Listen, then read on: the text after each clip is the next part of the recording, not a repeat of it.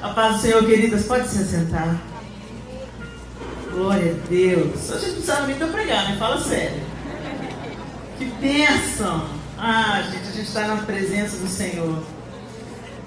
Na presença do Senhor há abundância de alegria, a cura, a renovo, a restauração. Mas sabemos que Ele tem mais para nos ensinar, a todas nós. E é isso que Ele quer fazer, e a gente se assenta aos pés dEle nesse início de noite como Maria, aquietada aos pés dEle, para aprendermos o que Ele tem para nos ensinar nessa noite. Eu gostei muito do nome Defensoras. E eu vou logo, durante a pregação vocês vão entender por quê. Mas defender, gente, eu gosto de a gente sabe o que é defender. Mas eu gosto de consultar o dicionário da língua portuguesa. Então eu tenho esse hábito. Sempre quando eu vou defender um tema, ou vou ministrar sobre um tema, eu gosto de começar na definição da palavra. O que é defender? Defender é prestar socorro ou auxílio a, proteger, amparar, opor à força, oferecer resistência a um ataque ou agressão feita a, resguardar, preservar, abrigar, proibir, vedar, impedir, interditar, tolher o mal, nesse caso. Falar em abandono de, pleitear em favor de, interceder por, patrocinar. Tudo isso está dentro do conceito, na nossa língua, de defender. E logo no começo, fala prestar socorro ou auxílio. Esse é o nosso DNA. A mulher, quando Deus foi criar a mulher, antes de criar, como Ele fez com todas as coisas criadas foram feitas sob uma palavra de Deus. Haja luz, então houve luz, não é isso? E antes de criar a mulher, Ele olha para o homem e Ele diz: não é bom que o homem esteja só. Far-lhe-ei uma auxiliadora. Olha aqui o termo de novo. Uma auxiliadora, uma defensora, que lhe seja idônea. Essa palavra no original, auxiliar, é a palavra ezer. E essa palavra, ela é usada no Antigo Testamento 2 vezes para definir a mulher, 3 vezes para se referir à defesa de um exército, a defesa militar, e 16 vezes essa palavra é empregada para definir o auxílio de Deus, a defesa de Deus, o socorro de Deus. Como é no Salmo 46, por exemplo: Senhor, o meu auxílio e fortaleza, socorro bem presente na hora da angústia. Essa é a mesma palavra usada quando ele fala como que ele ia criar a mulher. Então, auxiliar não é algo de segunda categoria. Quando fala auxiliar, todo mundo quer ser o cirurgião. Mas o que o cirurgião faz sem o auxiliar? Não é?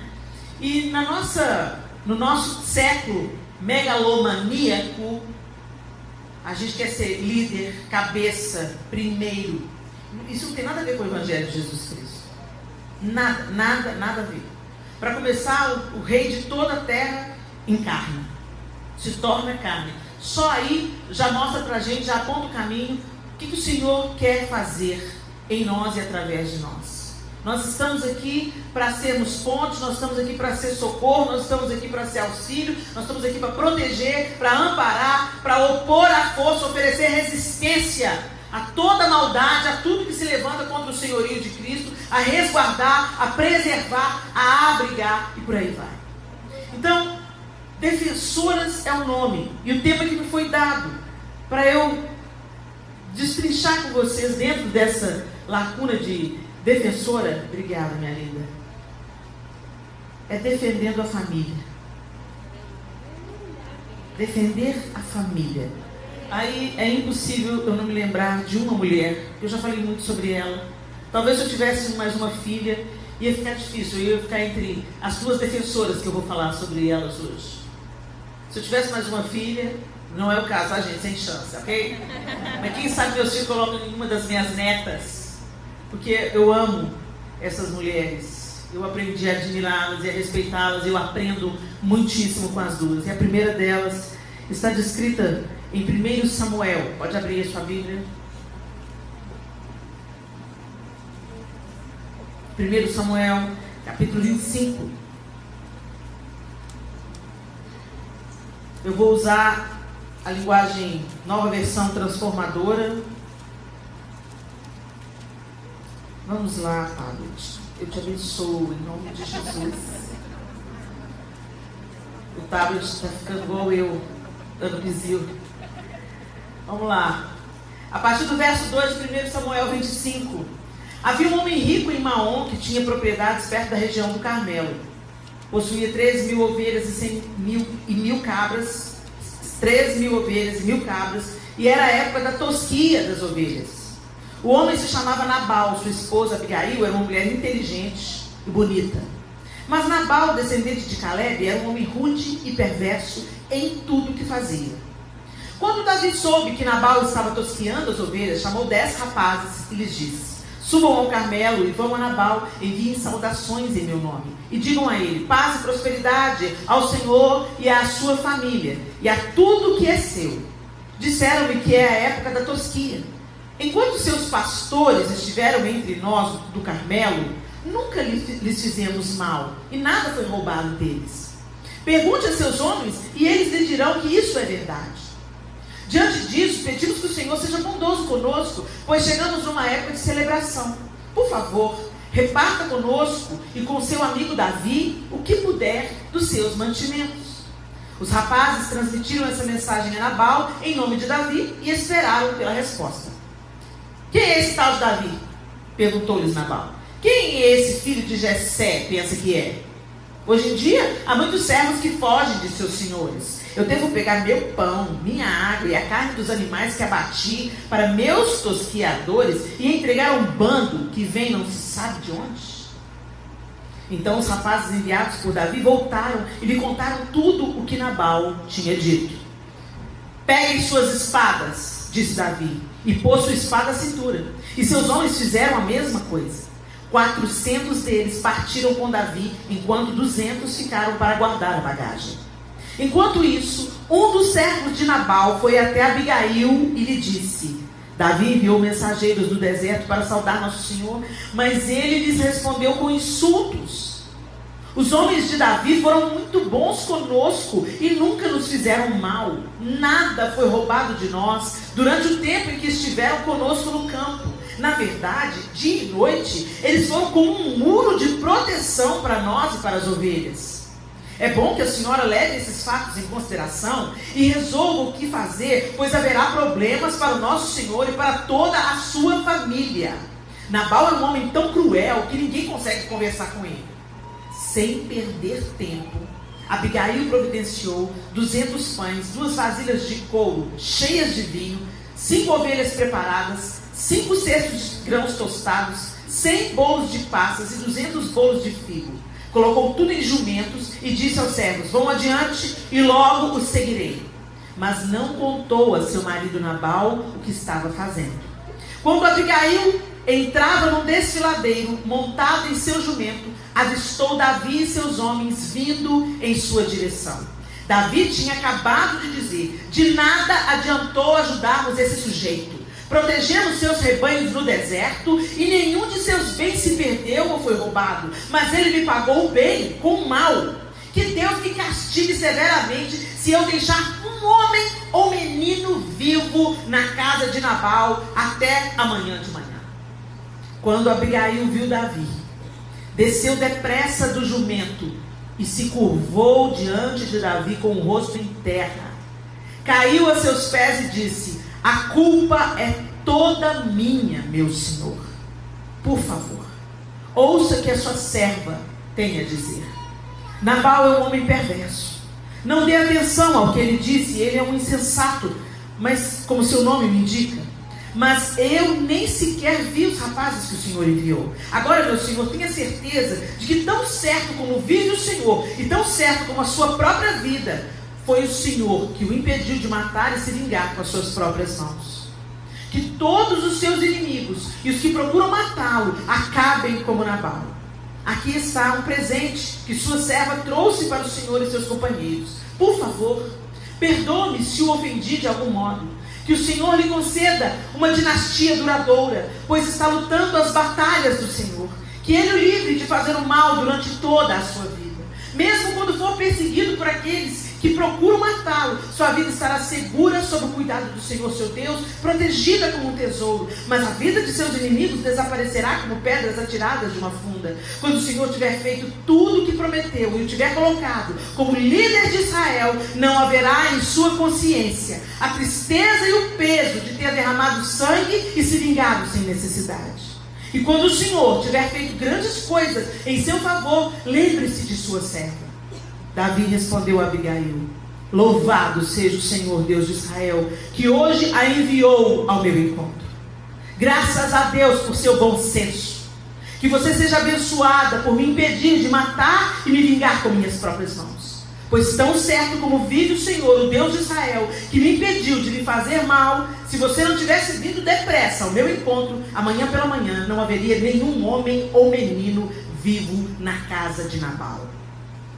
Então Davi aceitou o presente de Abigail e lhe disse: volte para casa em paz. Ouvi o que você disse e farei o que me pediu. Vamos até aí. Abigail, essa mulher extraordinária, que se colocou como intercessora e como defensora do seu lar. E Deus tem nos convocado nesses dias tão turbulentos que vivemos. E muito se fala na defesa da família. Na defesa da família. A gente briga nas redes sociais na defesa da família. A gente levanta bandeiras ideológicas na defesa da família. Mas o que a gente tem que fazer de primordial, a gente não faz. Então como é que a gente fala que está defendendo a família? A defesa da família não começa na arena pública. A defesa da família começa em casa. Nós fomos habilitadas pelo próprio Deus, como a palavra diz, que nós somos aquelas, antes de Deus formar a mulher, Ele diz: falhei uma auxiliadora que lhe seja idônea. Idônea significa apta, capaz, competente e moralmente correta. Olha que interessante o significado de idônea. Então, mais uma vez afirma que não é de segunda categoria, porque idônea é apta, é capaz, é competente e é moralmente correta. A moralidade de uma nação está diretamente ligada à figura feminina. Por que no exterior as mulheres brasileiras são tratadas como prostitutas? Porque essa é a imagem que é exportada pelas novelas e pelo carnaval. Que a mulher brasileira é uma mulher fácil, uma mulher para sexo. Porque o turismo sexual é abundante no nosso país.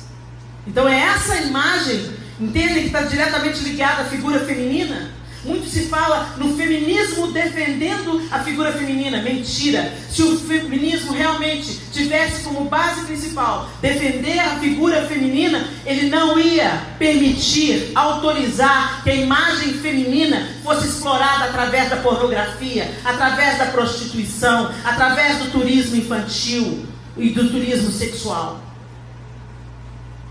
Fala-se em defesa da mulher, mas as meninas estão abandonadas.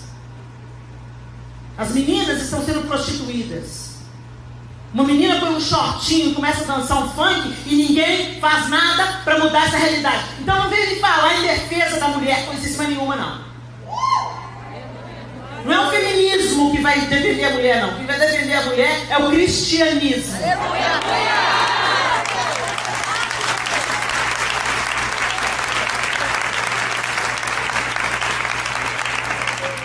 Mas não é um cristianismo nominal ou religioso.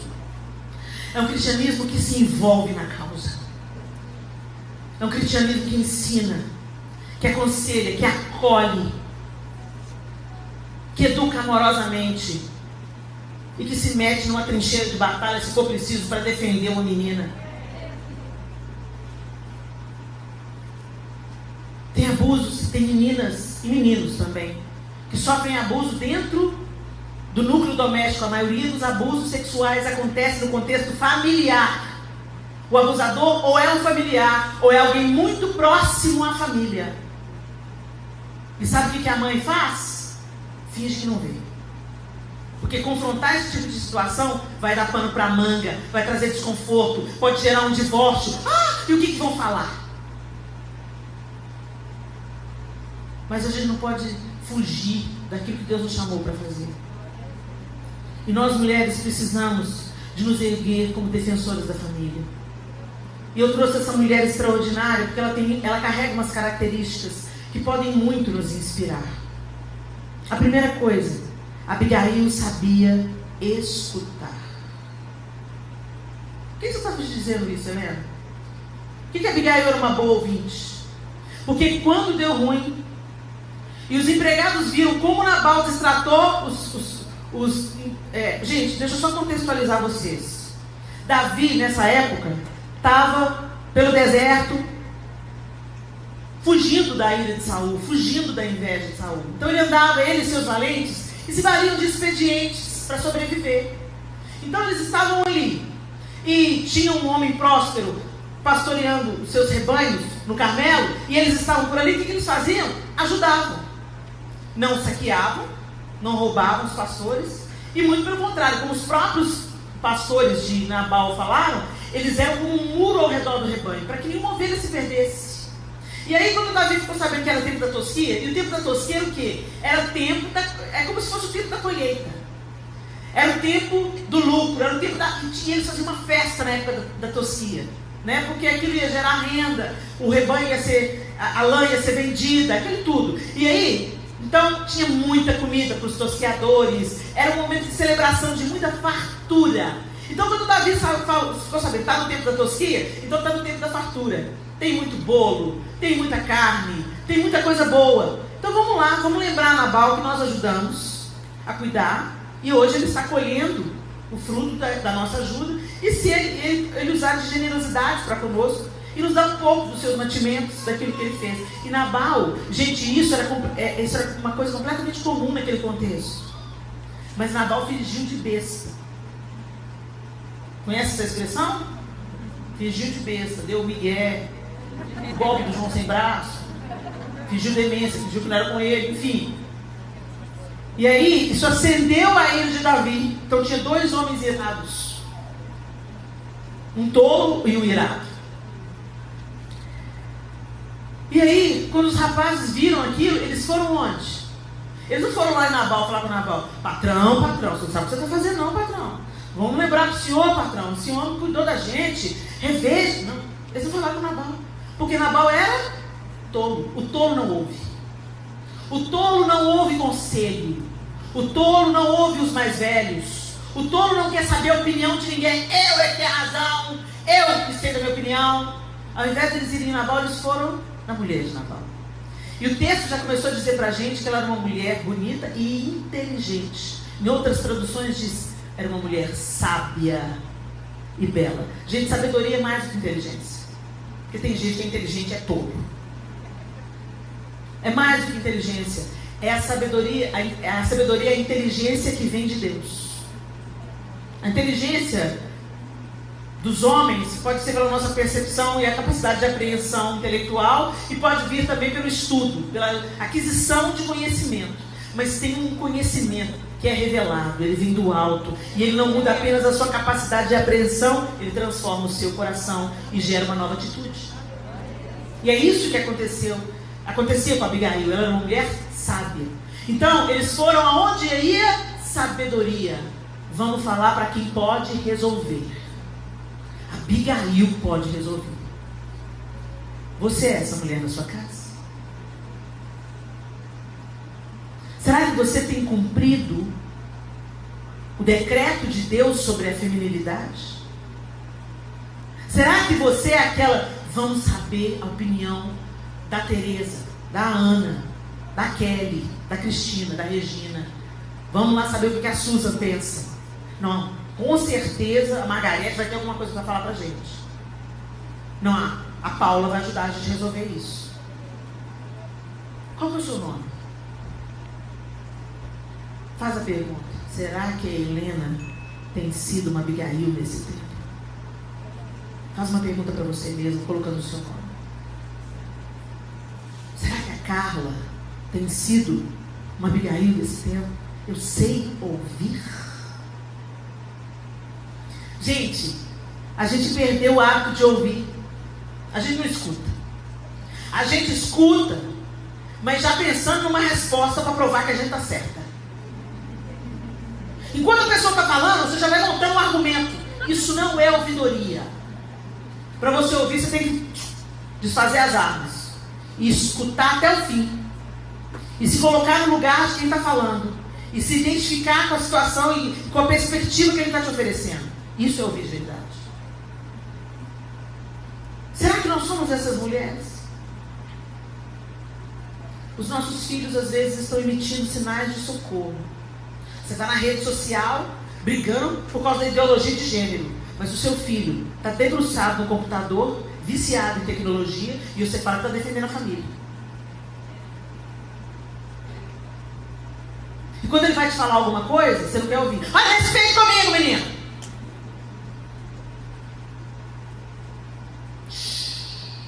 Depõe as armas.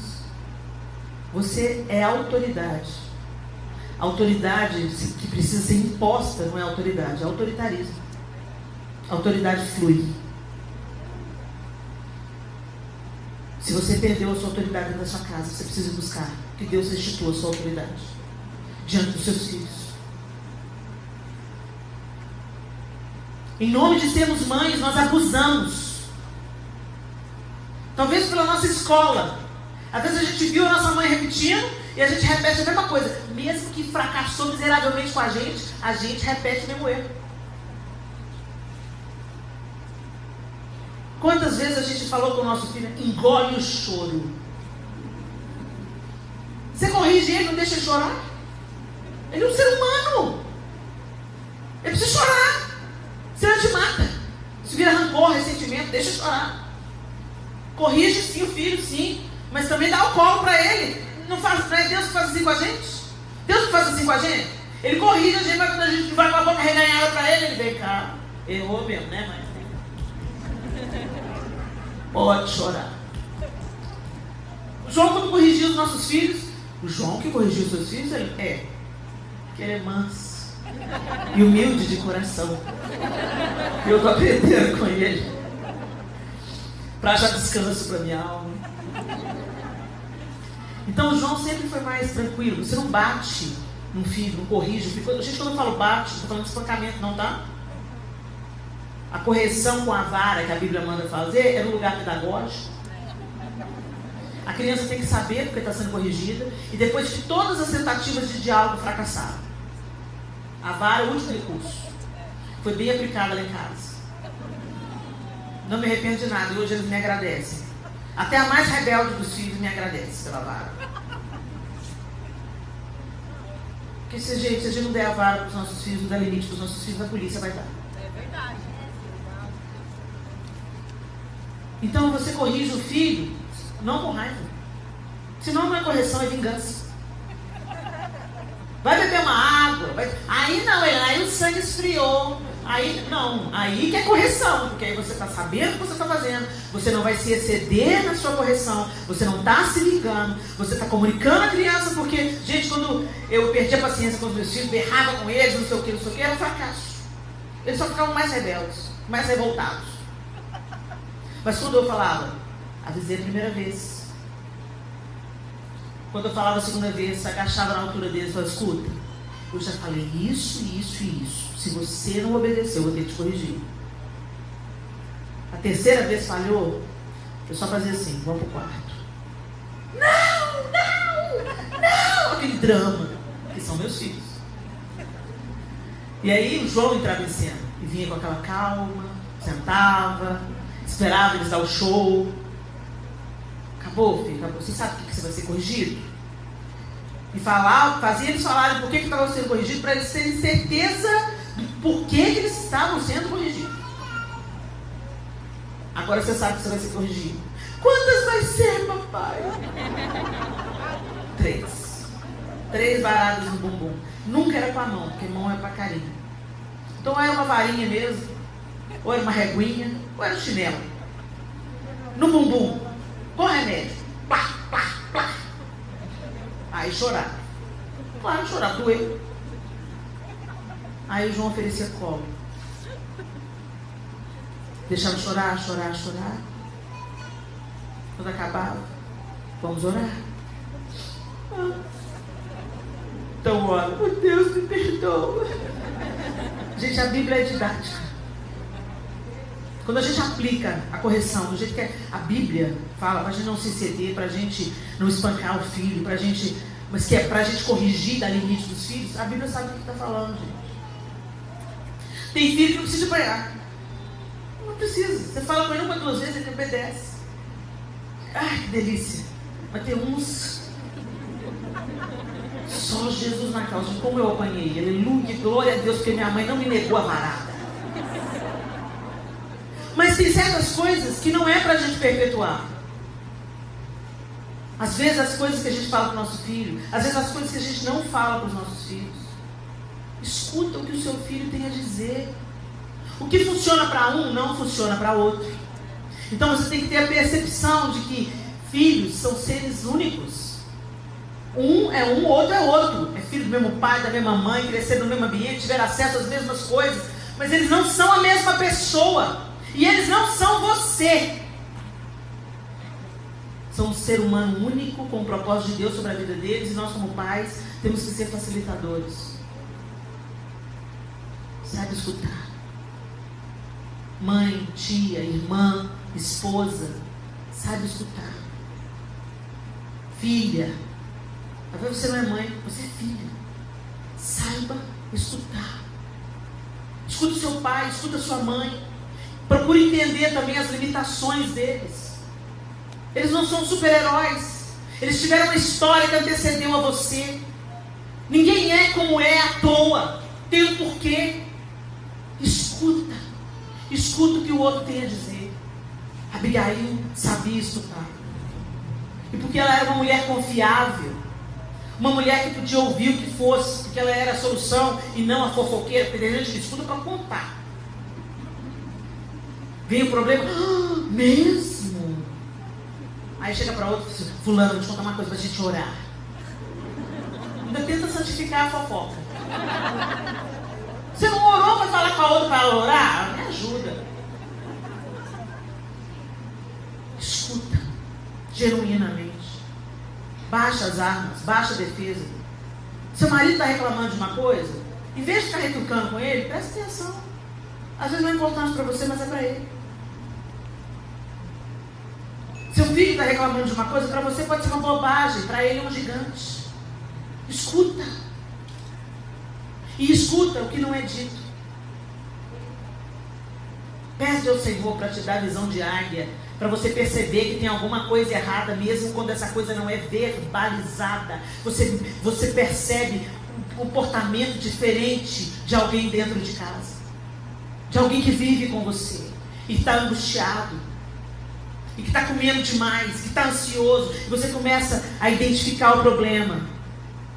E o atalaia enxerga o problema e se coloca na posição de denunciar. Mas denunciar como, Helena? Denunciar diante de Deus. Senhor, olha o que está acontecendo com meu marido. Olha o que está acontecendo com a minha filha. Olha o que está acontecendo com a minha mãe. Olha o que está acontecendo com a minha irmã. Senhor, me dá estratégia. Como é que eu devo agir? Eu estou identificando, Senhor. E eu não vou deixar passar. Eu estou identificando o inimigo por a pata imunda dele dentro da minha casa. E eu não vou deixar passar. Com a minha intercessão, com a minha boca no pó. E esse é o próximo passo, né? A gente vai. Ela sabia escutar. Isso aí está entre os versículos 14 e 17, onde os moços vão contar para ela o que estava acontecendo. Abigail discernia o tempo e a maneira de agir. Depois que ela escutava, ela buscava de Deus. Como é que eu tenho que agir nesse caso?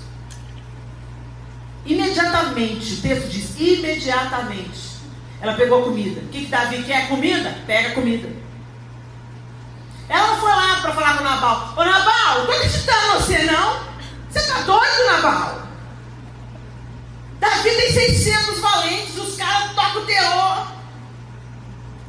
Eles vão vir aí matar todo mundo. Foi isso que ela fez, gente? Ela agiu. Ela pegou o que ela tinha à mão. Ela carregou os jumentos de comida. E antes que a desgraça viesse ao encontro na porta dela, ela se antecipou e foi em direção àquela situação. E é isso que nós precisamos de aprender com a Abigail. Nós precisamos antecipar o mal pela nossa observação e pela nossa capacidade de escutar, não apenas o que a palavra diz, mas o que as atitudes demonstram, e partimos contra. Você não fica, fulano está assim, vamos ver o que vai dar. Não, você não vai ver o que vai dar. Você põe esse seu joelho no chão, e você começa a repreender aquele espírito dentro da sua casa, e você começa a falar, Satanás, você não vai passar. E você começa a profetizar sobre o seu filho, sobre a sua filha, um jeito diferente, e você começa a buscar estratégias. Senhor, me dá o caminho do coração do meu filho, me dá o caminho do coração do meu marido, me dá o caminho do coração da minha mãe, da minha irmã, do meu irmão, da minha avó, do meu avô, porque eu quero me antecipar. Meu avô, a minha mãe, o meu pai, não vão ser garfados pelo inferno, porque tem uma mulher de Deus na intercessão, na brecha entre a crise e a necessidade.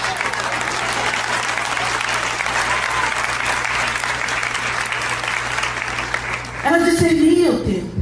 Pegou 200 pães, 2 vasilhas de couro cheias de vinho, 5 ovelhas preparadas, 5 medidas de grão. Vou matar a fome desses homens. Era algo simples. Às vezes a gente pensa em coisas mirabolantes. Às vezes a resposta, a solução de um problema, gente, depende de uma conversa. Depende de um passeio. Depende de um abraço. Mas o orgulho, às vezes, não deixa a gente pedir perdão. Às vezes um pedido de perdão. Ô filho, mamãe se excedeu. Como é que os nossos filhos vão ser ensinados a pedir perdão e perdoar se eles não veem esse exemplo em nós? Pedir perdão para um filho não é sinal de fraqueza, não. É sinal de alinhamento com aquilo que você prega. Peça perdão. Você feriu seu filho? Você abusou? Você falou num tom que você não gostaria que falasse com você? Autoridade não é autoritarismo, eu volto a dizer. Você não tem que abusar o seu filho ou oprimir o seu filho, nem humilhar ele na frente dos outros para mostrar que você que manda. Olhe nos olhos do seu filho, da sua filha e fala: eu pequei contra você, meu filho, e diante de Deus. Para Deus eu já pedi perdão, agora eu quero pedir para você. Eu estava nervosa, exagerei nas palavras, não é isso que eu penso. Repare. Saiba, discirna a maneira e o tempo de agir. Abigail sabia o tempo de calar. Gente, tem coisa que a gente não convence, não. Você não é o Espírito Santo. Quem convence o homem da justiça, do pecado e do juízo é o Espírito Santo. A gente ensina, a gente fala, a gente instrui, mas quem convence é o Espírito. E nós estamos nos gastando e dificultando a obra de Deus na vida dos nossos filhos, porque a gente quer fazer o papel do Espírito Santo, e o que é para a gente fazer, a gente não faz. Então, ao invés de a gente orar, jejuar, conversar, ouvir, aconselhar, não, a gente quer convencer. E aí o filho está cambaleando, e você fica: você está assistindo isso aí é do capeta.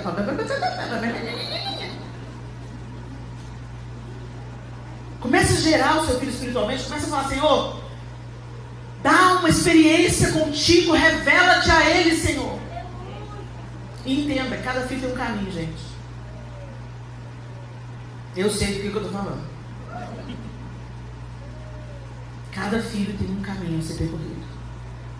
E o que a gente pode permanecer é com os joelhos dobrados, com a boca no pó e clamando: Senhor, não deixa sair da sua mão. Da minha saiu, mas da sua não sai. Foi consagrado, foi no altar do Senhor. Tem dom, pode não saber que tem dom, mas tem dom. Quem tem a última palavra sobre ela, sobre ele, é o Senhor. O diabo não vai garfar, porque tem uma mãe orando aqui. E tudo que está vivendo vai virar glória para o teu nome, vai virar testemunho para a glória do Senhor. Você crê, gente? É com Deus. nosso papel é ensinar e amar. E amar também é dizer a verdade. Amar não é só ficar, você é linda. Amar é chegar pro filho, ó, você está escolhendo esse caminho aí? Eu, como sua mãe, tenho que te dizer, há caminhos que ao homem parece ser bons, mas no final são caminhos de morte. Senão vai dar certo. Eu preciso te dizer isso, que eu te amo. Não dá pra gente amar uma pessoa e ver ela ir pro abismo e falar, não precisa escolher. Não. O amor não aceita tudo, não. Isso é omissão, não é amor. Então a gente tem que falar a verdade amorosamente, mas dizer a verdade. E confiar no Senhor. Tem hora que não é para falar nada, gente. A não ser com quem resolve. Tem hora que é para calar. Tem hora que é para falar. A gente precisa discernir. Mas é tão lindo porque a Abigail sabia a hora de calar. Ela tinha todos os elementos para ir lá esfregar a mão na cara de Nabal. Doido! Ela fez isso. Ela foi, carregou os jumentos, pôs a comida, foi de encontro a Davi pessoalmente e não falou nada para Nabal. Se você continuar lendo o texto depois, eu encorajo você a fazê-lo. Depois que estava tudo resolvido, ela chegou para Nabal e falou assim, então, Davi vinha aí matar todo mundo, tá? Então só vim te comunicar que deu tudo certo, nossa família se livrou. Aí ele teve um ataque. Ele teve um ataque, depois que a coisa estava resolvida. E a própria mão de Deus, ó, como diz a irmã, lembra o nome da irmã? Dona Genilda, passou o rodo. Deus passou o rodo de Nabal, aí Davi mandou buscar Abigail e casou com ela. Que coisinha, virou mulher de rei, a mulher do tolo. Presta atenção. Porque ela soube, fala com quem resolve. Fala com quem resolve.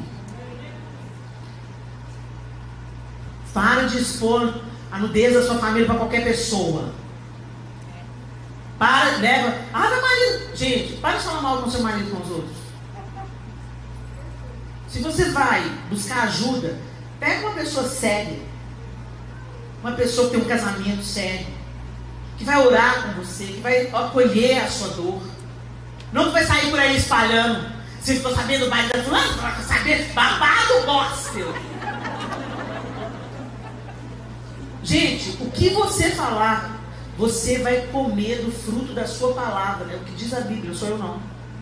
Que nós vamos provar dos frutos das nossas palavras. Então, como diz a Cassiane, fica caladinho para Jesus te dar vitória. Ela sabia o tempo de calar. E nós também precisamos de saber com quem nós falamos.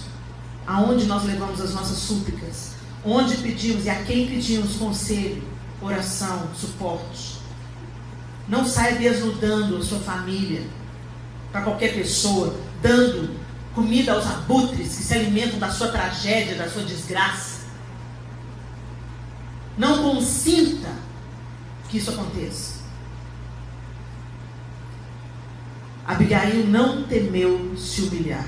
O verso 23 e 24 diz: quando Abigail viu Davi, desceu depressa do jumento e prostrou-se perante Davi com o rosto em terra. Às vezes você vai querer resolver. Peraí, Davi, me escuta por favor. Antes que ela abrisse a boca, a atitude dela desarmou Davi.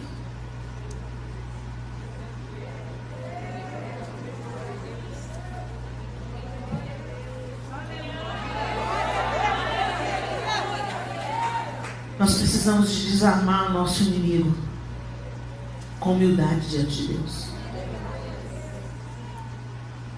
A nossa arrogância não ganha batalhas, mas adia vitórias. Não temos se humilhar, porque o Cordeiro de Deus se humilhou até a morte, morte de cruz. O Antigo Testamento, ele é repleto de figuras que prefiguram Cristo. no Novo Testamento. Josué é uma tipificação de Cristo. E a gente podia aqui dizer vários exemplos, né? O próprio Davi é uma prefiguração de Cristo. Se tivesse uma mulher nessa figura que se encaixasse, se aproximasse de ser uma prefiguração de Cristo, essa mulher seria Abigail. Porque ela era mulher de um homem rico, poderoso. Mas ela se esvaziou da sua posição e se humilhou diante daquele que tinha o poder de destruir a sua casa. E ela tomou para ela a culpa. Ela fala: Senhor, minha seja a culpa. Ela não ficou falando: Davi, me perdoa, meu marido é doido, meu marido bebeu, meu marido é cachaceiro. Não. Antes dela falar que o marido dela não era uma pessoa normal, ela falou para ele: mas minha seja a culpa, eu não vi os rapazes. Ela tomou para si, exatamente como Jesus tomou sobre si todas as nossas culpas. Abigail chamou para ela responsabilidade. E a gente vive num tempo onde a gente transfere responsabilidade. Não, fulano, não, foi ciclano. A culpa é dele. Não, a culpa é dela. Eu não tenho sangue de barata. Não, mas você tem o sangue do Cordeiro de Deus. O Espírito de Deus habita em você, o mesmo que ressuscitou Jesus dentre os mortos. Então você é capacitada a se humilhar para defender toda a sua casa. Ela não pensou duas vezes. Desceu do jumento, pôs a cara no pó. E a primeira coisa que ela falou assim: me perdoa, meu Senhor, minha seja a culpa. Eu fico imaginando o impacto que isso causou em Davi. Ele estava determinado: eu vou acabar com a raça de Nabal. Não vai ficar um homem naquela... E aí vem uma mulher linda, mansa, se ajoelha diante dele e fala: minha seja a culpa. Desarmou o cara. Olha o Provérbios aí. A palavra dura suscita a ira, mas a branda desvia o furor. E ela não defendeu só a sua casa. Ela defendeu Davi de ter feito uma besteira. Ela foi um instrumento de Deus. Por que a gente tem medo de se humilhar? O orgulho está acabando com as nossas horas. Sabe o que é o divórcio? Um orgulhoso ou dois orgulhosos. O divórcio foi instituído por causa da dureza do coração humano. E sim, nós temos casos extremos de violência e a gente não pode tapar o sol com a peneira. Existem necessidades de divórcio. É porta de emergência. Senão a pessoa morre. Mas não é disso que eu estou falando, não. Eu estou falando no divórcio por incompatibilidade de gêneros. Divórcio porque o amor acabou. O tesão acabou. Vai me perdoar, gente. Mas isso é carne. Isso é orgulho, isso é altivez. Isso é mundo tomando o nosso coração. Porque toda relação saudável, ela experimenta tempos de refrigério. E ela também tem tempos de luta. Tem inverno e outono nas relações humanas. Não é tudo primavera e verão, não. Mas se a gente resistir firme, a estação vira e floresce de novo. Mas ninguém quer aguentar firme. Vamos chutar o balde. Eu mereço ser feliz. E aí aquela desgraceira entra para dentro da casa. Eu mereço ser feliz. E os outros não, né? Seus filhos não. Você merece, mas os seus filhos não. A família do seu marido, a sua família não merece, não. O que tem de mulher traindo, o que tem de mulher arruinando o casamento,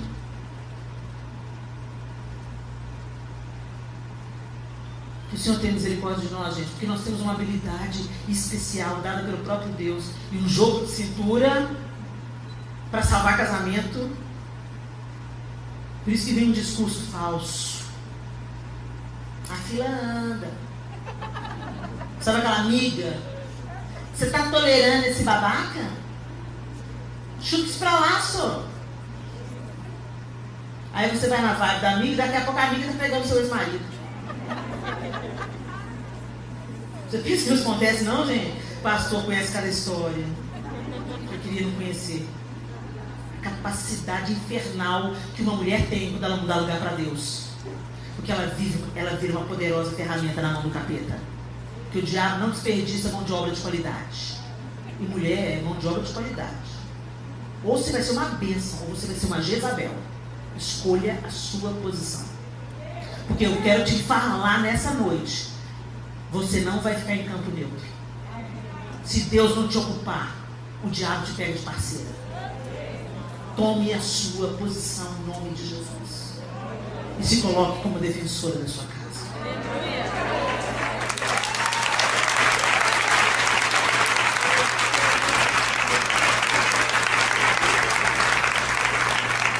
Antes de nós terminarmos, eu gostaria de citar outra mulher.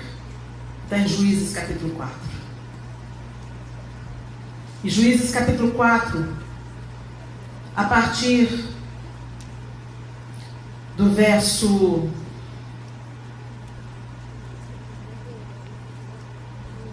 17, fugindo de uma batalha contra Baraque, Débora, Sísera, que era o comandante do exército de Jabim, o rei opressor de Israel, foi se esconder na tenda de Jael, mulher de Éber, o queneu. E Jael, você já deve conhecer essa história, a partir do verso 17. Enquanto isso, Sísera correu para a tenda de Jael, esposa de Éber, o queneu, pois havia paz entre a família de Éber e Jabim, rei de Azor. Jael saiu ao encontro de Sísera e disse: venha para a minha tenda, Senhor. Entre, não tenha medo. Ele entrou na tenda de Jael e ela o cobriu com uma manta. Por favor, dê-me um pouco de água, disse ele. Estou com sede. Ela lhe deu leite de uma vasilha de couro e o cobriu novamente. Sísera disse a ela: fique à porta da tenda. Se alguém chegar e perguntar se há alguém aqui, diga que não. Mas quando Sísera, exausto, dormia um sono profundo, Jael, a esposa de Éber, se aproximou silenciosamente com um martelo e uma estaca de tenda na mão e atravessou o crânio dele com a estaca, que ficou presa ao chão. Foi assim que Sísera morreu. Casca grossa. Presta atenção. Por que você está trazendo Jael para essa conversa, Helena? Porque Jael não tinha nada a ver com a briga.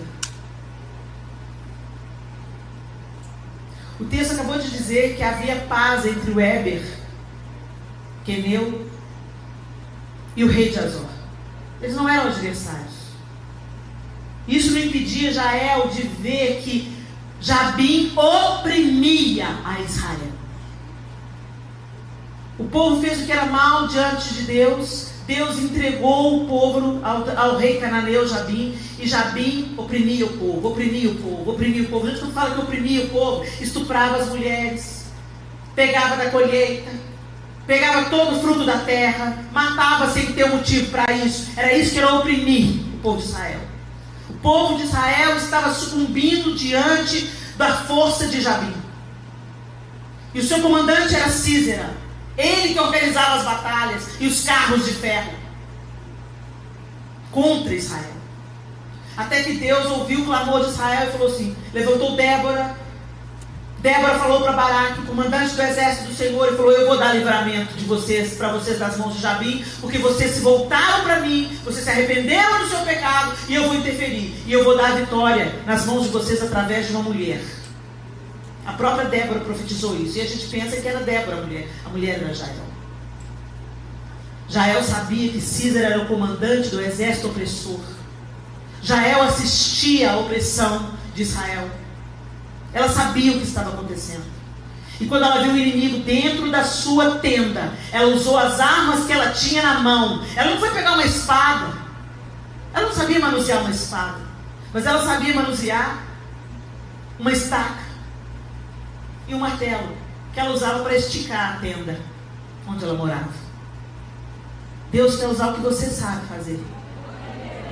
Deus quer usar as armas que você tem na mão, para vencer não apenas o inimigo da sua casa, mas para se erguer como uma voz defendendo a infância contra todo abuso.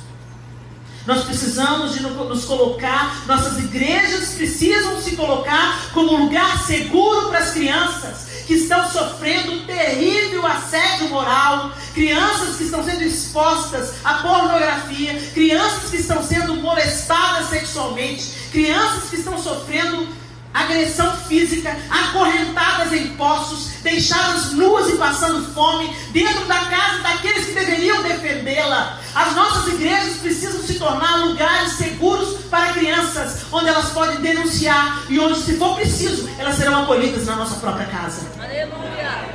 Gente, não é tempo da gente ficar dando uma de Pilatos, vivendo um cristianismo meia boca e lavando as nossas mãos e falando: oh Deus, sela com salvação, oh Deus, muda essa situação. Deus está mudando a situação quando fez você perceber e te dando a capacidade de interferir e mudar a situação. Para de transferir responsabilidade para Deus. Abigail podia ter ido orar e falar: oh Deus, detém Davi. Sim, Deus operou ali no coração de Davi, mas ela não fugiu da raia. Ela não fugiu do pau, ela foi encarar Davi. Ela correu o risco de ser morta? Correu o risco de ser morta. Esther correu o risco de ser morta quando foi se apresentar a Suero? Correu o risco de ser morta. E a gente está sendo intimidada pelo risco de ser morta, de ser cancelada, de ser mal falada, ou de ter que se comprometer com uma criança que não é o nosso filho. O que vai precisar de acontecer para a igreja do Senhor amadurecer, crescer e se envolver com aquilo que Jesus se envolveria? Tem um vizinho seu que está sofrendo? Seja a resposta, seja a igreja na vida dessa criança. Denuncie, se voluntarie, cuide, adote, faz alguma coisa pelo amor de Deus. Porque hoje a gente põe cachorro dentro de casa e faz o melhor para os cachorrinhos. E eu tenho uma cadelinha que eu amo ela, Matilda. Ela é fofinha, é uma cadelinha. Mas a criança vale mais. E a gente está com 2 pesos, 2 medidas, animaizinhos sendo tratados como filhos. Casais que podem ter filhos, não querendo ter filhos, porque não querem compromisso, não querem responsabilidade. Vai atrapalhar minha carreira. A conta vai chegar. Aliás, já está chegando.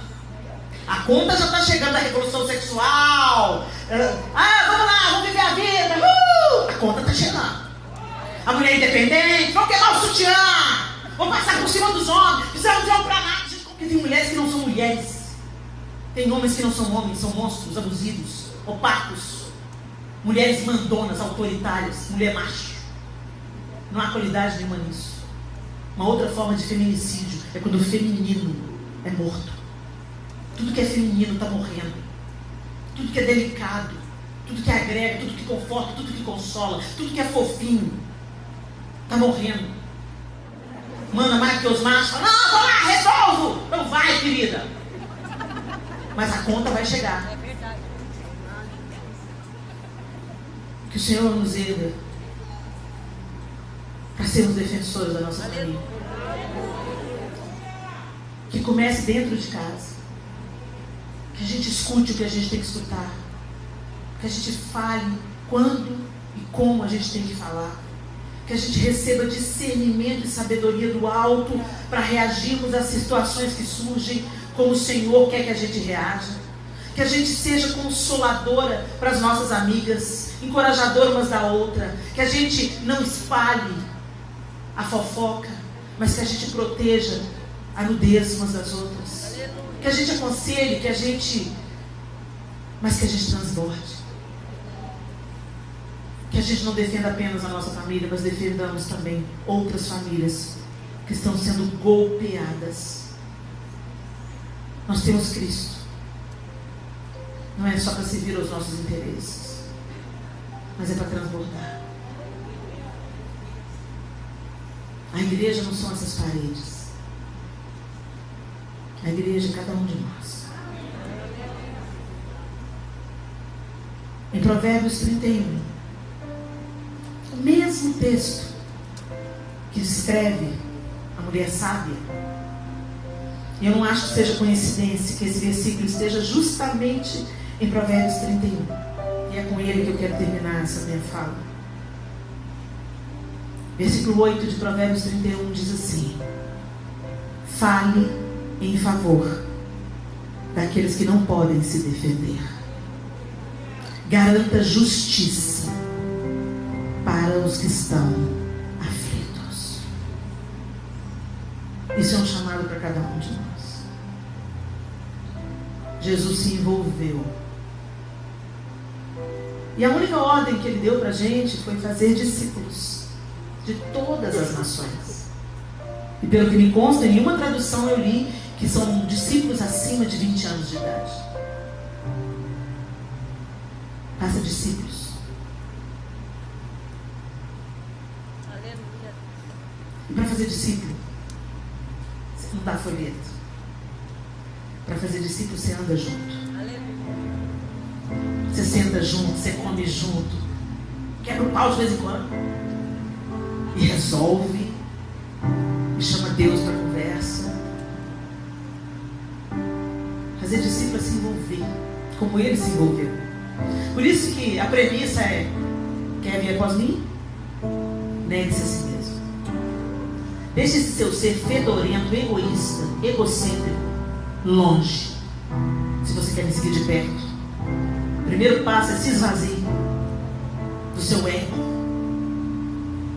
e abra mais os olhos para aquilo que está ao seu redor e seja a minha resposta, seja meu alívio, seja o meu abraço, seja a minha justiça, porque o reino vem, ele vai restaurar todas as coisas e nós teremos novos céus e nova terra.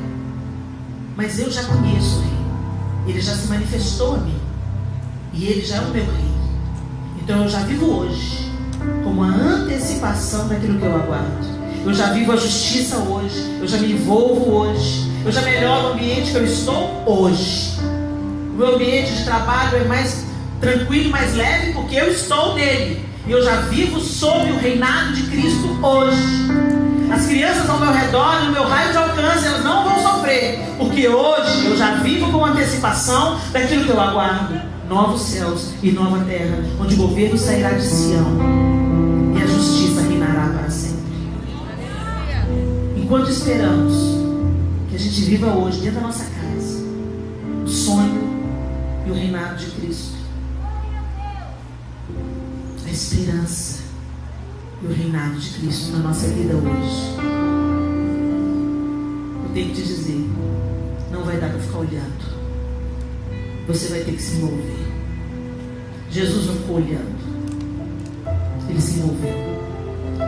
E nós não somos dignas de dizer que somos seguidores de Cristo se também não nos envolvermos. Feche os seus olhos.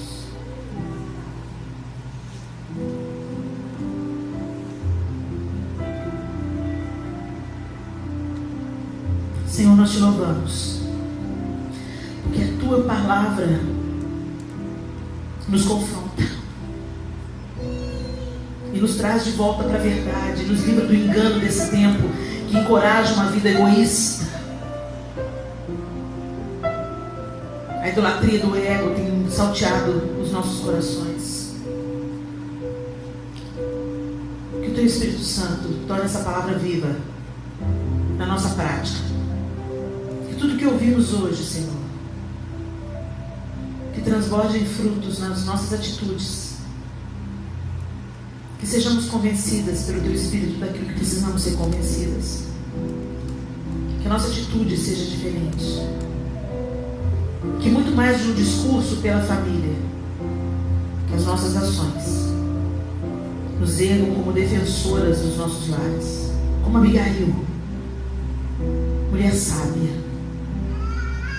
intercessora, que não temeu se humilhar, que sabia ouvir, que sabia calar. Que Jael nos inspire com a sua coragem de fazer o que precisa ser feito, mesmo quando for algo drástico. Se a gente precisar de tirar uma criança de um lar abusivo, que a gente tire, Senhor. Se a gente tiver que adotar uma criança para livrar ela de uma vida desgraçada e arruinada, que a gente adote, Senhor. Nos tira do lugar da comodidade, Senhor. Porque o Senhor não se acomodou, o Senhor se deu, o Senhor se derramou, o Senhor entregou a sua vida. E nós queremos aprender com o Senhor a fazer o mesmo. Nos ensine, nos habilite, nos capacite e nos faça percorrer esse caminho. Nós queremos negar a nós mesmos para viver a plenitude daquilo que o Senhor tem para nós e sermos vida e esperança para esse tempo agora, em nome de Jesus.